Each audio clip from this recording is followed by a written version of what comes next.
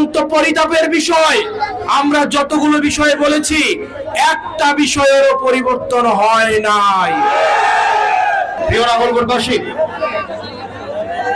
আমরা আপনার সামনে দাঁড়িয়েছি এই তরুণ প্রজন্ম উচ্ছ্বাস ভরা, উদ্দীপ্ত, তারুণ্য উদ্দীপ্ত এই প্রজন্মের সামনে আমরা আমাদের ব্যর্থতা স্বীকার করে আজকে আপনাদের সামনে আমরা দাঁড়াচ্ছি। আমরা ব্যর্থ হয়েছি। আপনারা যেই জন্য, যে আকাঙ্ক্ষা নিয়ে, যেগুলোর প্রয়োজনে আপনারা জুলাইয়ের রাস্তায় নেমে এসেছিলেন, আপনারা এখানে কেউ চাকরির জন্য রাস্তায় নেমে আসেন নাই, আপনারা কেউ চাঁদাবাজির জন্য রাস্তায় নেমে আসেন নাই, কেউ জমি দখল করার জন্য রাস্তায় নেমে আসেন নাই, কেউ ক্ষমতা দখল করার জন্য রাস্তায় নেমে আসেন নাই। আপনারা রাষ্ট্র সংস্কার চেয়েছিলেন। আপনারা চেয়েছিলেন কেউ যদি মত প্রকাশ করে তাকে বাসা থেকে তুলে নিয়ে আসা আর হবে না। আপনারা এমন একটা বাংলাদেশ চেয়েছিলেন যেই বাংলাদেশে গুম খুন করা হবে না। আপনি এমন একটা বাংলাদেশ চেয়েছিলেন যেই বাংলাদেশে মত প্রকাশ এবং দ্বিমত প্রকাশের দুইটারই স্বাধীনতা থাকবে। আপনি এমন একটা বাংলাদেশ চেয়েছিলেন যেই বাংলাদেশে প্রধানমন্ত্রীকে আপনি প্রশ্নের মধ্যে নিয়ে আসতে পারবেন। কি বুঝলেন ভাই?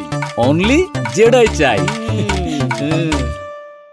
আপনি এমন একটা বাংলাদেশ চেয়েছিলেন যেই বাংলাদেশে একই শিক্ষা প্রতিষ্ঠানে মন্ত্রীর ছেলেও পড়বে, আবার দপ্তরির ছেলেও পড়বে।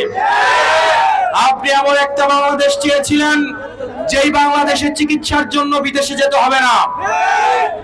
করোনায় বা হামে বা নিউমোনিয়াও কাউকে মারা যেতে হবে না। আইসিইউর অভাবে কাউকে মারা যেতে হবে না। ঘুষের জন্য কারো চাকরি আটকে থাকবে না। থানায় দালাল থাকবে না। ভূমিতে দালাল থাকবে না। পুলিশ ঘুষ খাবে না। আপনি এমন একটা বাংলাদেশ চেয়েছিলেন।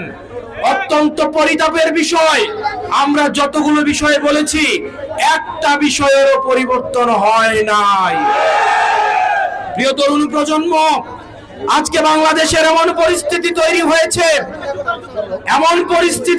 হয়েছে, যেই পরিস্থিতিতে আজকে 7 বছরের শিশুকে ধর্ষণ করা হয়। অত্যন্ত পরিতাপের বিষয়,